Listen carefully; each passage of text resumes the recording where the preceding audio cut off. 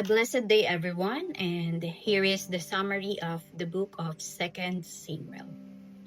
Who was the author of the book of 2nd Samuel? The book of 2nd Samuel does not identify its author. It could not be the prophet Samuel, since he died in 1st Samuel.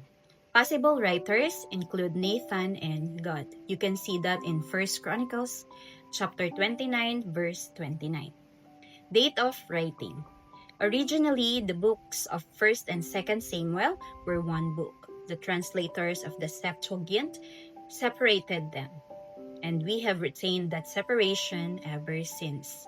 The events of 1st Samuel span approximately 100 years, from 1000 BC to 1100 BC.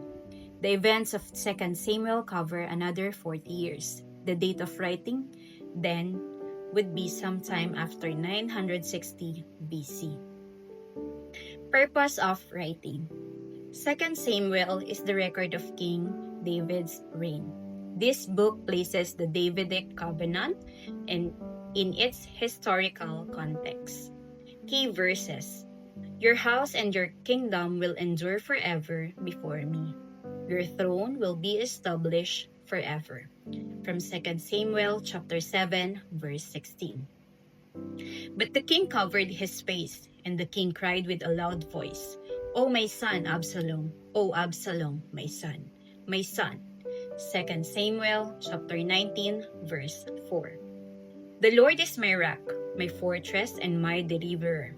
My God is my rock, in whom I take refuge, my shield and the horn of my salvation. He is my stronghold, my refuge, and my Savior.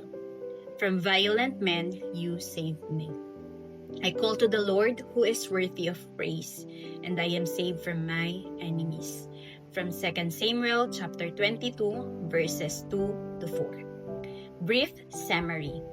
The book of 2nd Samuel can be divided into two main sections: David's triumphs from chapter 1 to 10, and David's troubles from chapter 11 to 20.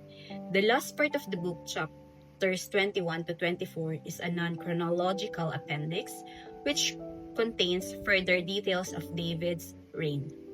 The book begins with David receiving news of the death of Saul and his sons. He proclaims a time of mourning.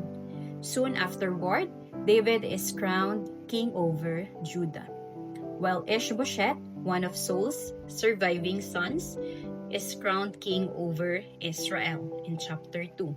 A civil war follows, but Ishbosheth is murdered, and the Israelites ask David to reign over them as well, chapters 4 to 5.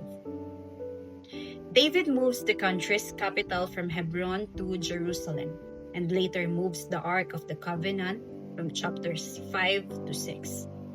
David's plan to build a temple in Jerusalem is vetoed by God, who then promises David the following things. First, David would have a son to rule after him. Second, David's son would build the temple.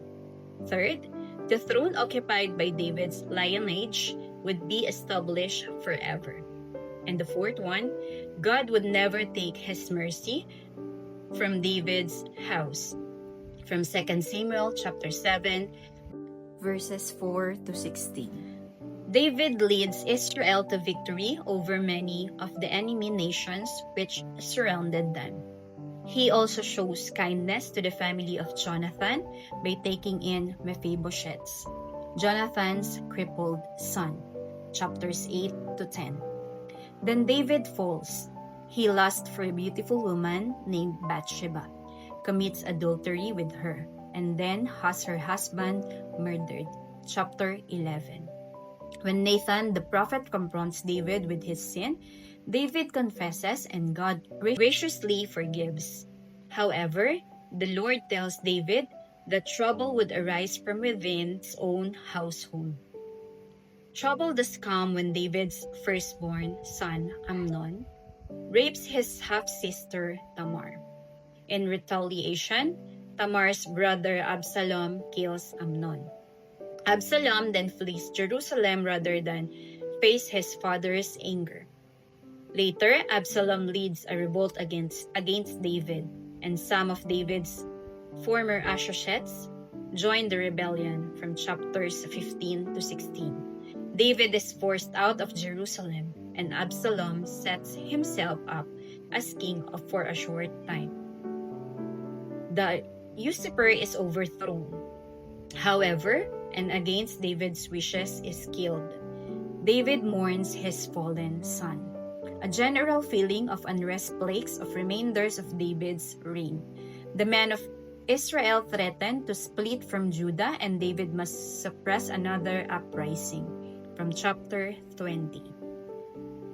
The book's appendix includes information concerning a 3-year famine in the land, chapter 21. A Song of David, chapter 22.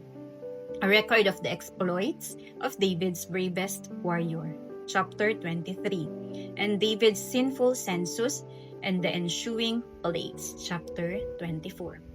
Foreshadowings.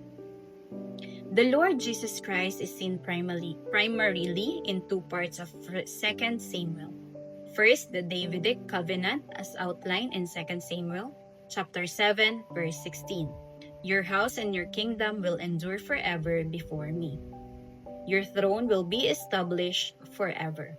And reiterated in Luke chapter 1, verses 31 to 33. In the words of the angel who appeared to Mary to announce Jesus' birth to her. He will be great and will be called the Son of the Most High. The Lord God will give him the throne of his father David, and he will reign over the house of Jacob forever. His kingdom will never end.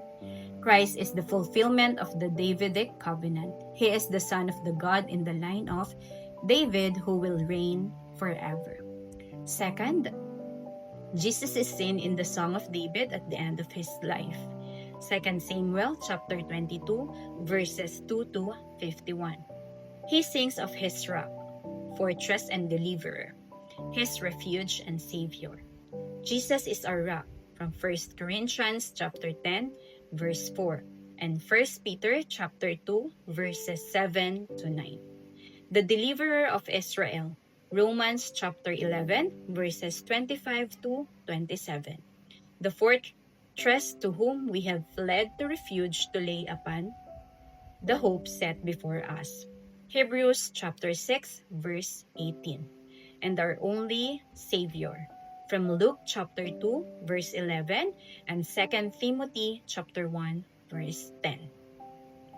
Practical application. Anyone can fall.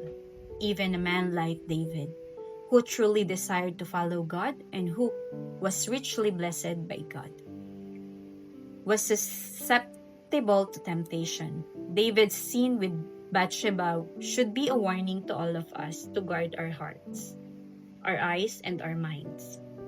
Pride over our spiritual maturity and our ability to withstand temptation in our own strength is the first step to a downfall.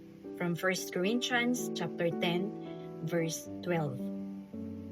God is gracious to forgive even the most heinous sins when we truly repent. However, healing the wound caused by sin does not always erase the scar. Sin has natural consequences, and even after he was forgiven, David reaped what he had sown. His son from illicit union with another man's wife was taken from him. 2 Samuel chapter 12, verses 14 to 24. And David suffered the misery of a break in his loving relationship with his heavenly Father. From Book of Psalms chapter 32 and 51. How much better to avoid sin in the first place, rather than having to seek forgiveness later. To God be the glory, and welcome to the book of 1 Kings.